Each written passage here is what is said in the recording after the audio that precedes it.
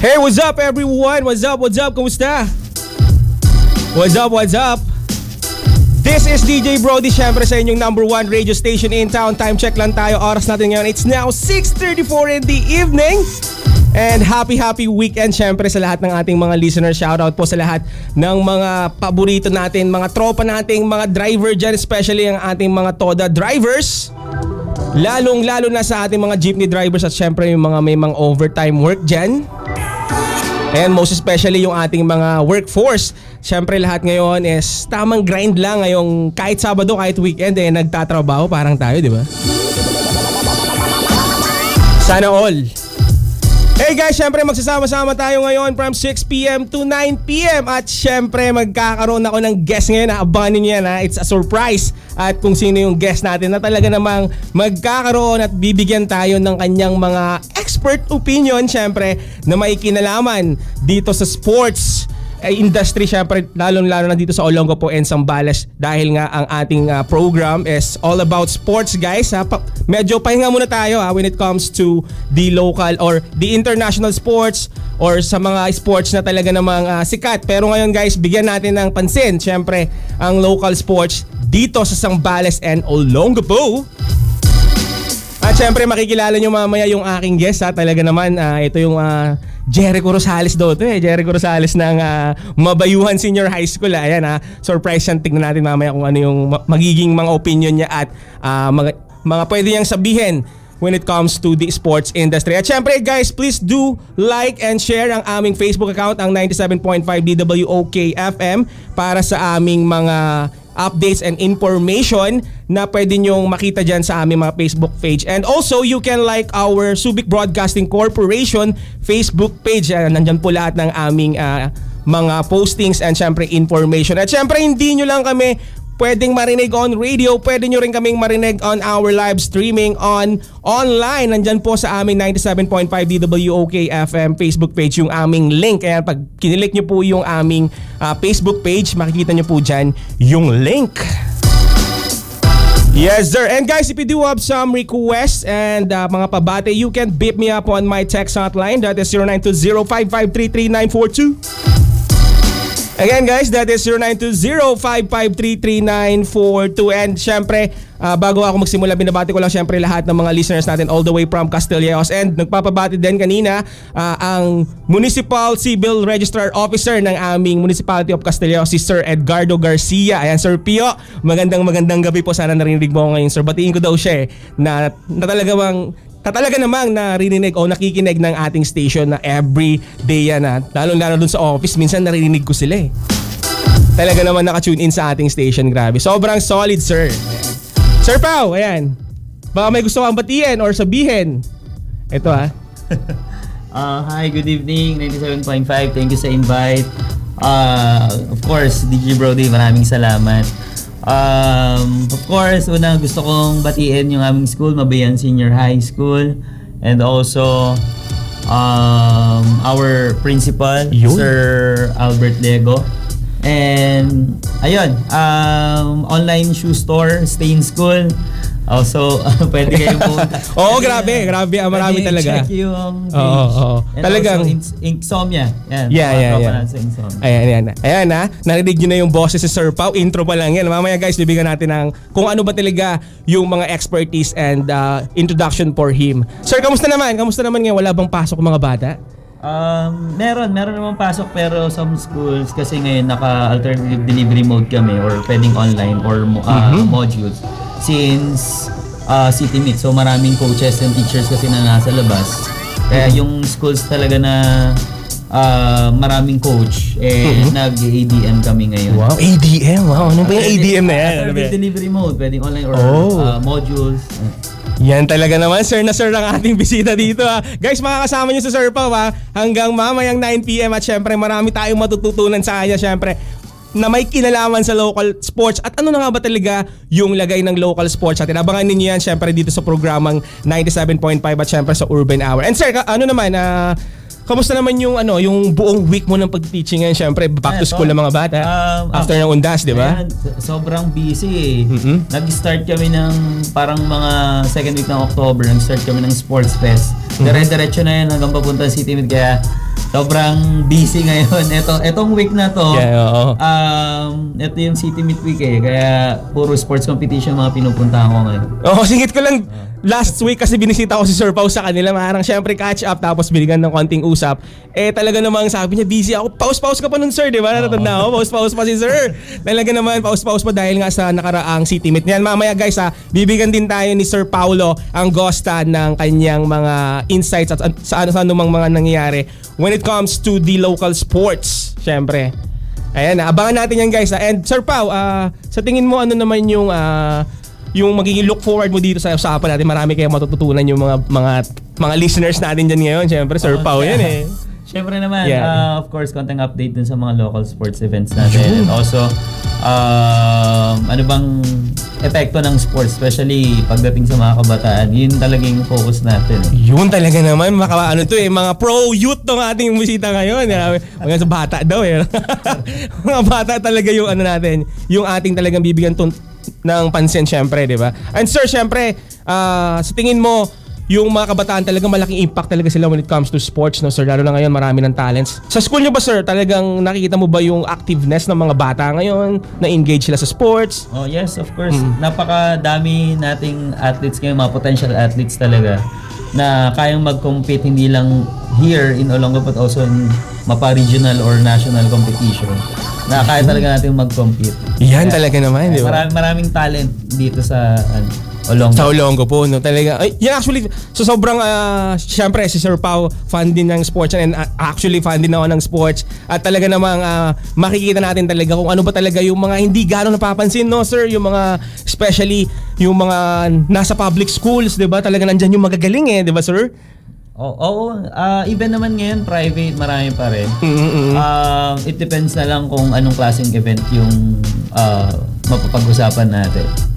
Okay, sige, ayan pa. Ilan lang yan sa mga patigim, syempre, dito sa ating programa with Sir Pao Angosta. Again, makakasama natin siya hanggang mamaya. Guys, don't go away. Magbabalik pa ako makalipas lamang ng ilang paalala. Syempre, dito pa rin sa inyong number 1 radio station in town, 97.5 DWOK FM. Time check lang tayo. Oras natin yan is now 6:42 in the evening. At guys, don't go away. Syempre, dito pa rin sa Urban Hour with me, DJ Brody. Hey, what's up everyone? I'm back. Siyempre, dito pa rin sa inyong number 1 radio station in town, ang 97.5 DWOK FM. Ito ang radyo ko. Hey guys, time check lang tayo. Oras natin yan, it's now 7:07 in the evening. At siyempre, ito na guys. Pero bago ang lahat, I just want to say na salamat sa mga nagte-text at nag-message sa aking Facebook, kaya mamaya ko na kayo babasahin isa-isa. And also, if you do guys have some message, song request, pabate, you can beat me up on my text hotline. That is 0920-553-3942. Again, that is 0920-553-3942 para sa mga gustong mag-message. And guys, eto na nga, ipakilala natin syempre bago ang lahat ang ating bisita ngayon. Nabanggit ko na kanina ko ng pangalan niya, pero a little bit of introduction lang para sa ating bisita. Ayan, he graduated Bachelor of Science, major in education in music arts, physical education and health, and also has 11 years of teaching. Ayan, ganyan kahaba po ang itinuro at tagal na nagtuturo nitong ating bisita ngayon. And also, isa siya sa mga coaches na nagrepresent sa National Prisaa para sa beach volleyball. That is silver medalist ang nakuwang medalya ng kanyang school na nire-represent, which is Columban College. Tama ba sir? Columban College. Yan talagang alma mater. Yan, sa lingid sa kalaman ng iba classmate ko tong si Sir Paulo nga pala nung college. Matagal kaming nagsama, so marami tayong memories talaga na pag-uusapan. Sana mapag-usapan natin in a way. Pero guys, as I was saying, and also he became one of the faculty syempre dyan sa Zambales National High School. Tama ba sir? Sa Zambales National High School. And also, ngayon, currently teaching sa Mabayuan Senior High School, and one of these, isa siya sa mga sports coordinator, sports coordinator pala sir, no? Yan, sports coordinator itong si Sir Paulo Angosta. Yehey! Palakpakan natin. Narinig mo yung palakpak ko guys? Hindi nyo narinig yun. Sir, ito syempre, simulan natin syempre ang mga pagtatanong regarding sa mga mundo ng local sports syempre. Sir, ano nga ano nga ba yung kalagayan ngayon ng local sports dito sa Olongapo and Zambales based on your experience? Kamusta ang local sports dito sa Zambales and Olongapo? Kung related to sa school, actually maganda naman yung resulta natin. Kung yung previous year kasi nag-rank 2 tayo sa buong region 3. Olongapo to sir, Olongapo. Wow. Ano tayo naka 52 golds, 48 silvers, and 50 na bronze yung nakuha natin last time dun sa Claraa. Wow, nice. Iba't ibang ano to sir? Ano yung mga sports na to sir na talagang na nag-coach ka? Ano yung mga sports na talagang yung nirepresent mo? Ang kino-coach ko talaga right now, napunta ako ngayon and naiikutan ko rin yung ibang event basketball and badminton ako naka-focus ngayon since yung school namin, yun yung mga players or athletes na meron kami. So, it depends kung ano yung binibigay sa amin ng mga athletes dun sa school namin Kaya we need to adjust. Hindi porket mas gusto mo yung event na to, ipupush mo sa hindi. Kung ano yung gusto nila yung masusunod. Yun. Malupit talaga mag-adjust pala talaga. Malupit pala mag-adjust tong bisita natin si Sir Pao. And Sir Pao, paano mo na-handle yung pressure? Siyempre, may mga games, di ba? Pag crucial yung game, pag talagang dikdikan, dikit-dikit yung laban. Paano mo na-handle yun, sir? How you handle that kind of situation? Oo, actually, nung kakatapos na nung city meet natin nag-coach ako in basketball. Semis, talagang di mo maiwasan. Basketball, it is a physical game. Talagang yung mga bata, hindi natural yun na medyo magkakagirian sila.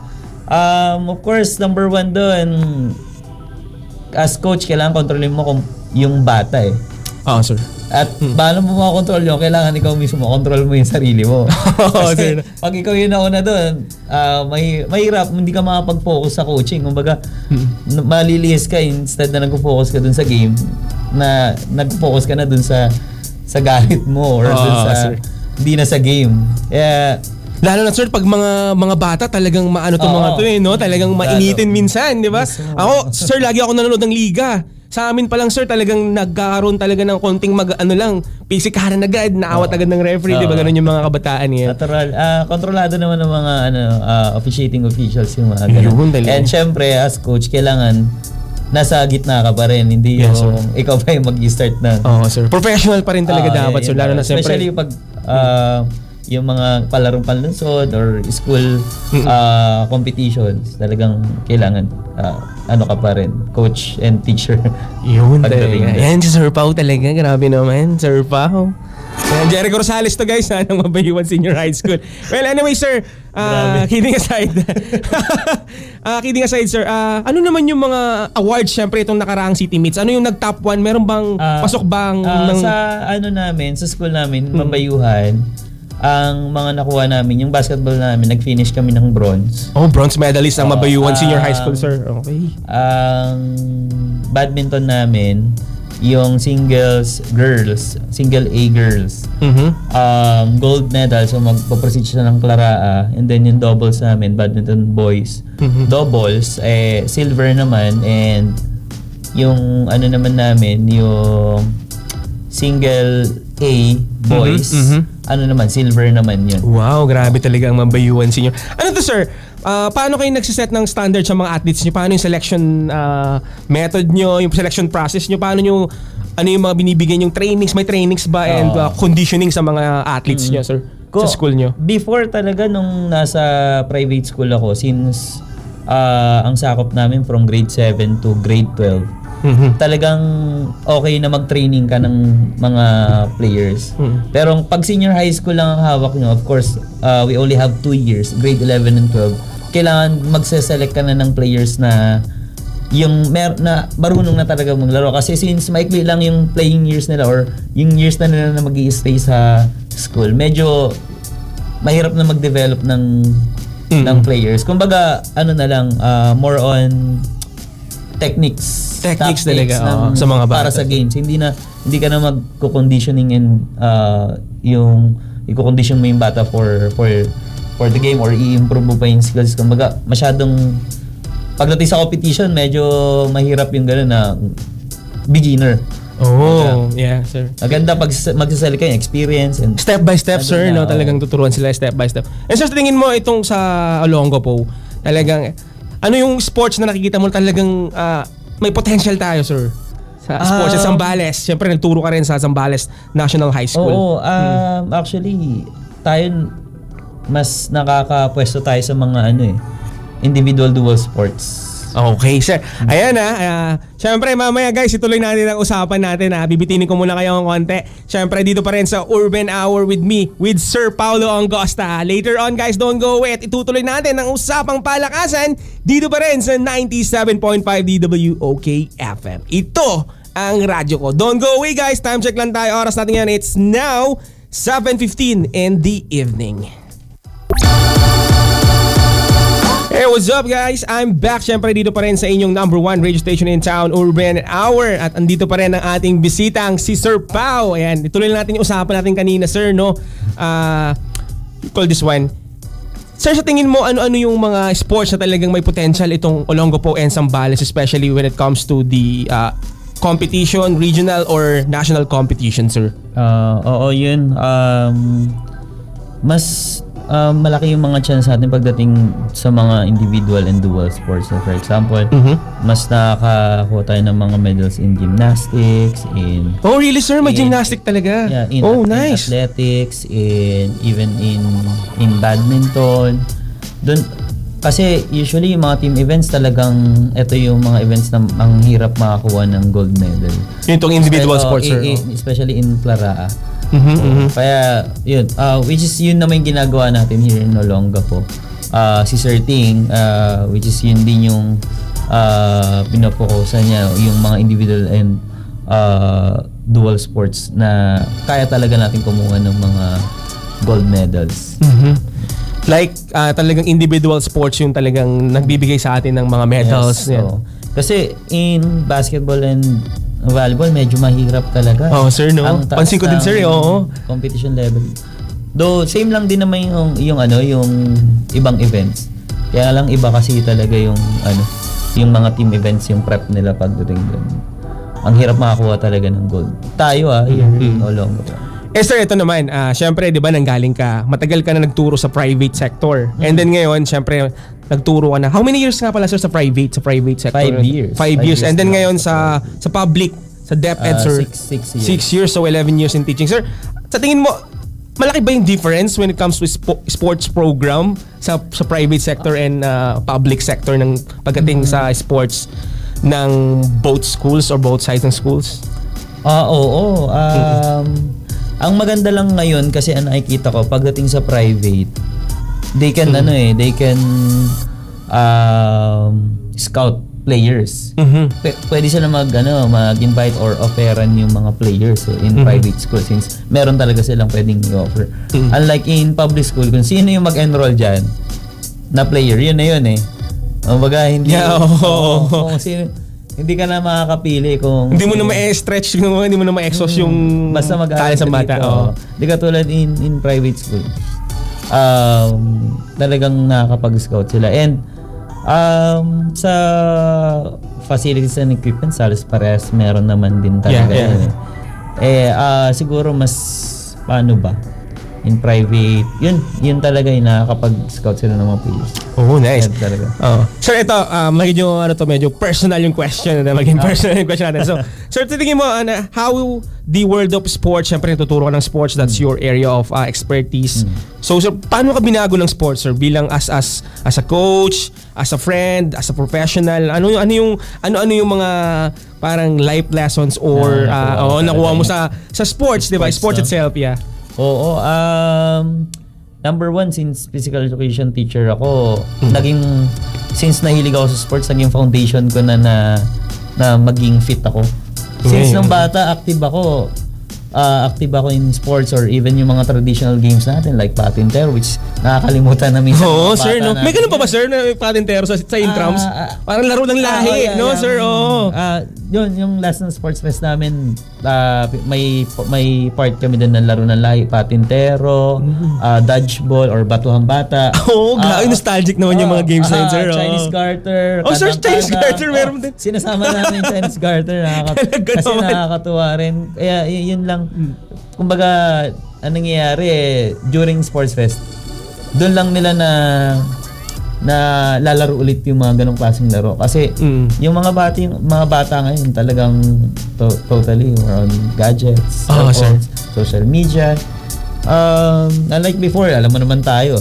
Sir, mga batang 90s talagang tayo, streetwise sir. Laki tayo sa kalye, lahat ng klase ng laro. May iba't ibang klaseng sports tayo, sir, na nilalaro ayun, bukod yung, malaki na itulong sa akin in terms of my... Bukod sa naging fit ka, sir. Naging health conscious ka, sir. Nung naging player ako, of course, yung disiplina, yung attitude mo, and marami. Even ang maganda pa doon, natututo kang makipag-interact with other players kasi marami kang nakikilala. You get to know the experience of others, sir. Kasi mag-i-start kayo niyan ng local competition, punta kayo na region, may mga makakilala kayo, which is ang maganda doon, isa kalaban mo pero nagiging kaibigan mo pagka yun yung maganda sa sports, sir, talaga, sir, no, yung talagang sportsmanship, sir, yung yun yung nakaka-enjoy din pag nung athlete ka ba before player ka. Yung coach naman same naman din doon, of course nagiging kaibigan mo yung other coaches from other na lugar. And you learn from them, sir, no? May mga nakukuha kang mga values and everything about the sports. Sir, ano yung pinakamalayong event na napuntahan mo sa pagko-coach, sa even trainings and seminars mo? Ano yung pinakamalayong napuntahan mo, sir? Kasi feeling ko pag mga ganitong klaseng mga sports, talagang pinapadala to ng mga schools all around the Philippines. Davao or Cebu ata. Yan. Nagtanong ka talaga na out of town talaga na you go to plane. May plano talaga. Anong competition na, sir? Ito sa Davao? Yung sa Cebu, yun yung beach volley kami. Itong nakakuha ng silver medalist ang inyong beach volleyball. Yung last year ko nun sa private school. Is this Columban? Columban, sir? Columban College, sir. Grabe. Not sure. Davao. Hindi. Sir. Davao pala. Davao. Davao. Ano to, sir? Private school din o nasa public ka na nito? Private school. Private school, okay. And sir, sa tingin mo, sir, parang ano pa yung kung meron ka nakikitang kakulangan pa sa mga sporting events, at tingin mo, sir, ano pa yung mga kailangan pang i-develop if you to see yung conditions ng mga sports and local sports dito? Tingin mo, sir, may mga ilan pang kailangan improvements? Parang ganun. If you may suggest something, sir, na parang tingin ko okay naman tayo dito. Halos wala naman akong nakikitang kakulangan. Siguro ang tinitignan ko na lang yung ma-promote ulit yung mga Filipino traditional games. Sir, no? Kasi yun talaga wala na. But anyway, pagdating dun talaga sa sa mga sports na talagang pang competition, alas okay naman na actually. Siguro additional na lang dun sa mga equipments and facilities. Yan, no, sir, parang mas masuportahan ng ating government and syempre pagtutulungan ng public and private sector when it comes to sports development, sir. Though okay naman na konti na lang siguro yung mga equipments na sobrang mahal talaga or hindi basta-basta kayang i-provide ng biglaan. Yun siguro, for example, wala tayong sariling boxing ring.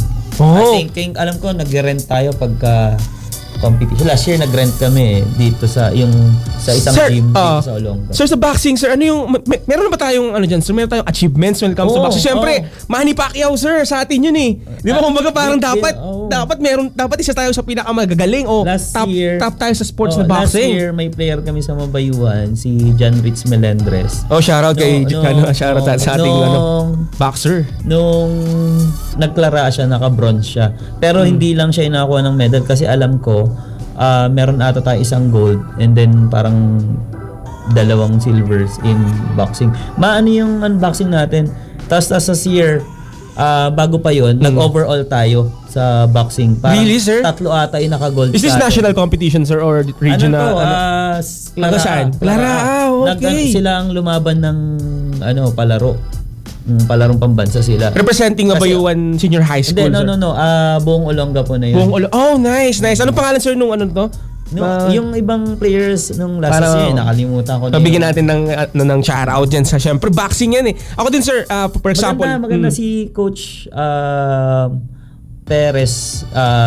Karamihan siya yung nagtitraining and also Sir Uy, yung ating tournament manager and also coach in boxing. Sila yung nagdadala talaga ng mga winning. Etong last, nag-officiate din kami ng boxing. Tingin ko ang maraming players na nanalo Gordon Heights eh. Gordon Heights. So Olonga po, sir. Tapos meron din St. Joe, meron Tapinac, and nag-participate din yung Kabalan. Hindi ko lang sure kung ano pa yung mga, pero ang sure na nakita ko doon naman nanalo Gordon Heights, St. Joseph, and Tapinac. Yun yung may mga representative na nanalo. Ayan, sana mas masuportahan, sir. No? Syempre, ako din, lagi ko din sinasabi yan, sir, pag nagkakaroon ako ng program dito is talagang kung ano yung sports na talagang nagbigay sa atin ng medal, nagbigay sa atin on the top. Di ba? Gaya na yan. Nabanggit kanina, sir, na meron palang gymnastics. Ako, sir, personally, hindi ko alam na meron palang gymnastics dito sa atin. Meron. May nagko-compete pala. May nagko-compete pala. Even in Zambales, meron din eh. Pero, one time nanood ako ng gymnastics. Mahirap ang kalaban talaga natin here in Central Luzon is Bulacan. Bulacan, region. Lakas talaga ng mga Region 3, sir, no? Lakas ng Region 3, lakas ng Region 3. So, yun nga, sir, nakakatuwa dahil one of our top sports, syempre, katatapos lang itong Olympics, di ba? Yung gymnastic, binigyan tayo ni Carlos Yulo ng dalawang, hindi lang isa, hindi dalawang ginto. And also yung boxing with representation of former Senator Manny Pacquiao. Yung boxing na talagang dapat atin talaga yan eh. Atin talaga yan. Sana nga wala tayong parang boxing ring pa, sir. Isa pa yun sa mga nakikita mong kulang dito. Sana masuportahan yan. Shoutout sa mga nakikinig sa atin na mga dyan na sana mabigyan sana ng pansin nga magkaroon tayo ng boxing or gym para sa mga ganitong klaseng sports, especially sa mga kabataan dahil may pag-asa dito sa sports na to, sir. Tingin ko pwede naman. Siguro ang iniisip lang nila saan nila ilalagay. Kasi malaking space yung kukunin. Yes, sir. Oo, tingin ko kaya isang rin yun kung just in case makakabili ng equipment, saan ilalagay. Kaya nagiging problema rin siguro yun. Yes, sir. So nabanggit mo kanina, sir, yung about naman sa laro ng lahi. Laro ng lahi and everything sa sports, sir. May mga competition ba on regional level o the national level? Wala pa. Kumbaga yun yung yung pang break ng ice dun sa sports competition. Kumbaga, bago tayo mag-proceed dun sa mga main games, ito laro muna tayo. Mag-aatsara, no? Pantanggal umay. Ang tanggal umay muna. Nakakatawa, sir, kasi nung high school tayo, for sure, sir, nung high school ka, nagkaroon ng intramurals na even college, naalala mo, sir, when way back Columban, may mga tag of war. Actually, parang may sack race pa nga nun eh. Natatanda mo, may sack race pa. No, parang, mga ganun. Nakakatawa na sana nga maibalik o hindi naman gaanong mabigyan ng kumbaga parang maibalik lang or sana mas pa rin, hindi mawawala. Tapos syempre, sir, yung advancement ng technology natin ngayon and everything, sana nandun pa rin sana. Huwag mawala. Ganun naman sa amin sa kapag nagkakanda kami ng sports fest in Mabayuan, laging kasama yung mga event na yun. Pagka nice. Annually, kasama yung mga events. Lalo sa mga, ako tingin ko, sir, mas common to sa mga basic education, sir, no, sa mga high school, senior high, andun talaga yung mga ganong klaseng sports. And sir, ito, question pa, how about the esports, sir? Sa tingin mo, may lumalahok ba o nabibigyan din ba ng pansin ang esports? Siyempre, sir, the advancement of technology, yung esports. Kamusta yung esports, sir? Yung kalagayan ng esports dito sa Olongapo and Zambales, if you can give us some information. Katulad nito nung last time, nagkaroon ng competition. Alam ko sa City Sports din yun. City Sports Youth Development. Supported dito ng ating city government. Nice. Sila rin nag-initiate. Then nakipag-tie up sila dun sa mga schools. Then they invite schools. Katulad nag-participate kami last Mabayuhan itong school mo, sir. Kaya ako na hindi kami nanalo. Oh, getting there. Anong sir? Anong specifically? Anong sport? Mobile Legends. Oh, tawag dito ML, Mobile Legends. Actually sir, nagbibigay din ako ng mga ilan pa sa mga dyan pag nagkakaroon ako ng program, nagbibigay din ako ng updates sa mga sporting events like that na. May potential din talaga sir, no? Parang mga Pilipino talaga tayo na Olongo po, mga ML addicts dyan, mga marami naglalaro. Tayo din sir, no? Naglaro din kami ng ML sir pa, na minsan nagkakaroon din kami ng game, pag may free time naglalaro kami ng ML. So malaki din sir no yung potential ng mga schools ngayon. Pero sir, mga inter-school laban when it comes to esports, meron na ba sir dito sa Olongo po? Yung local lang sa atin lang. Inter-school? Yes sir, yung mga inter-school meron din. Inter-school yung nakaraang competition. And then ngayon kasi meron din tayong mga competition na inaano ng City Sports and Youth Development. Meron din ngayon tayong Interdepartment League, pero hindi na pang bata to, pang mga yung Interdepartment League, basketball and volleyball, Mayor's Office. Okay. Sir, Team DepEd. Sir, yung parang governmental lalo ng sports. City rin ang may ang city government din ng Olongo po. Yun, talaga naman ang ibang klase din talaga ang pagiging active. Well guys, syempre, more of Sir Paulo Angosta dito sa ating istasyon, dito sa ating programang Urban Hour. Guys, don't go away. Magbabalik pa ako, makakasama pa natin si Sir Pau only here at 97.5 DWOK FM. Ito ang radyo ko. Time check lang tayo guys. It's 7:48 in the evening. We'll be right back. Hey, what's up, Brodies? And we're back. Syempre dito pa rin sa Urban Hour at andito pa rin tayo with Sir Paulo Angosta of Mabayuhan Senior High School.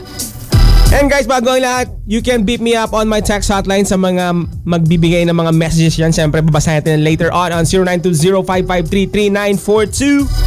Again, Brody, that is 0920-553-3942 para sa mga gusto magbigay ng mensahe. And time check lang tayo. Oras natin ngayon, it's now 8:06 in the evening. Sir Pau! What's up, sir? Parang ang bilis ng oras natin ngayon, sir, no? Dahil hindi natin namamalayan. Ang dami natin na pag-usapan and marami tayong natutunan syempre to wrap up this evening. Syempre medyo may lakad pa si sir. Mayroon pa silang date ata ni madam. Yan, ha? And also, syempre, si Sir Pau lang yung magpapaalam, pero ako dito pa rin na guys hanggang 9 PM tayo dito sa ating program. Ito sir, one of my last questions para naman sa ma-wrap up natin yung ating usapan when it comes to the local sports. Sir, sa tingin mo sir, when it comes to the performance of the public schools dito sa Olongapo City, sino talaga yung nakikita mo sir na number one, no? Yung talagang number one na nandun yung mga atletang in the private school na talagang sila yung nagpo-produce ng maraming atleta dito sa Olongapo. Yes sir, public sir. Sa public, syempre in DepEd schools dito sa Olongapo. Tingin ko ngayon. O top 3 performer, o top 3 performing schools. Yes sir. Usually yung mga malalaking school Yes sir. Sila kasi yung lahat ng events, meron silang entry.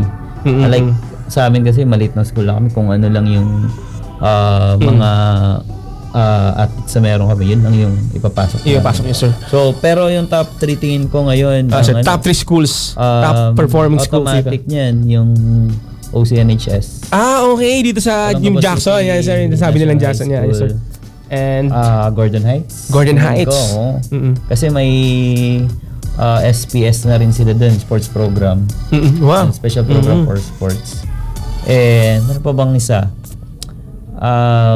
Public school. Yun yung dalawa na nakikita kong malaking school dito na performing. Biggest top performing schools. I mean, yung marami talagang athletes na nanggagaling sa mga schools. Kabalan, pwede, pero tingin ko yun yung nakikita kong dalawang. Usually sir, yung mga malalaking schools talaga yung mga rich populated na schools, yung mga maraming estudyante talaga. And sir, and to let's go on to my last question syempre when it comes to local sports. Sir, advice mo sir bilang isang matagal na sa industry, 11 years in teaching and coaching. Nakita mo yung progress ng iyong nasasakupang schools dito sa Olongapo. Sir, advice mo pa sa mga kabataan na gusto talagang i-pursue, na gusto nilang gawin yung sports na ano nila, or gusto nilang yun na yung maging parang yung kanilang pamumuhay, o yun na yung gusto nilang kabuhayan, gano'n, yan. Yes, sir. Ano yung mga advice mo sa youth of today ngayon na gusto nilang i-pursue yung kanilang career in sports, sir? Of course, kung gusto mo talaga i-pursue yung career mo in sports, or gusto mo talaga siyang maging part of your living na talaga, starting ngayon, especially mag-start ka talaga hanggat bata ka, at kung nakikita mo talaga yung sarili mo na magpo-proceed into higher level of competition, at tingin mo magiging part ng career mo tong sport na nilalaro mo, kailangan you start early. Start them young, no? Sabi nga nila, start them young. Yeah. Kung ngayon pa lang nakikita mo, i-push mo yung sarili mo. Okay. Pero kung pwede mo namang gawing recreation, kung hindi mo naman nakikita, wag mo aalisin yung sports or any physical activity, kasi magandang investment yan eh. Hindi naman nababayaran yung maging fit ka. Yun yung importante. Talaga. Pero kung nakikita mo talaga yung sarili mo to be na maging career mo talaga, yung part ng career mo yung sports, go ahead. Mas maganda. Ayun naman. Yan, sir. Yan po ang ilan sa mga advice, and syempre with our expert guest dito sa ating Station 97.5 at syempre sa programang Urban Hour. Sir, baka may mga gusto kong i-shoutout, pasalamatan, gustong i-plug. Sige, sir. Okay. I'll give you the floor. Nakakatuwa kanina kasi narinig tayo ng isang player ko before, parang 2021 player ko to sa basketball, si Romel Viray. Si Sermon, ayun. Sermon Malibiran. Oh, shoutout sa'yo, sir. Sir, kamusta? I miss you, sir. Ayun, si sir kasi guidance and also teacher in Gordon College. Oh, yeah. Yung last competition nila, yung Local Colleges and Universities Athletic Association, nag-overall ang Gordon College. Ooh, congratulations sa GC. Congratulations. And ayun, on November 23-28, Batang Pinoy naman tayo in Puerto Princesa City, Palawan.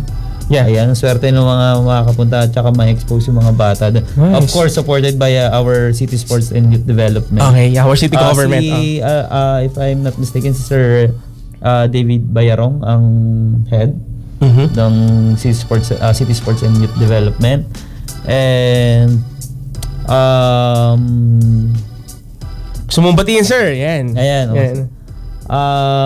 Of course, yung school namin, Mabayan Senior High School, Sir Albert Diego. Yung assistant principal namin, si Sir Willie Antigo. Also, sa lahat ng bumubuo ng DepEd Olongapo, ayun, si Cap Edwin Esposo. Yan, during sports fest or kapag may mga sports event kami, sila yung tumutulong sa amin para makapag-practice kami dun sa court nila. Ayan, si Cap Edwin Esposo. Thank you po.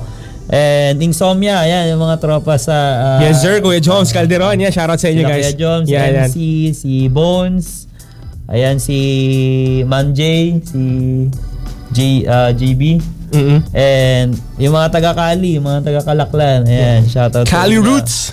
Ayan, mga tropa natin sa Kali dyan. Sa mga taga-Santo Tomas, yan, Subic Santo Tomas. Yeah, shoutout po sa inyo lahat. Yan, Angosta family, Belanes family, si David Glenn Gonzalez. Shoutout paring David Glenn. Nakikinig din. Our greatest friend. Saan ka na, tol? Kita-kits naman soon. Gabi ka na eh. Ng college yan. Sa Facebook ka lang namin nakikita eh. Or also si Madam Carissa Delmon ng BPI Balanga branch. Yun. Ayan. Ang ating nanonood sa atin ngayon, binabantayan tayo ni Madam. And of course, last, Stay in School online shoe store. So you can check my page po. Marami pong nakasale na sapatos sa lahat below SRP. Message lang po kayo. Yun! Well guys, yan po si Sir Pao, at syempre alis si Sir Pao because of some kanyang commitments. Pero grabe, sobrang salamat Sir Pao. Pero guys, ako magbabalik pa dito sa inyong #1 radio station in town, ang 97.5 DWOK FM. Again, thank you so much, Sir Paulo Angosta of Mabayuan Senior High School.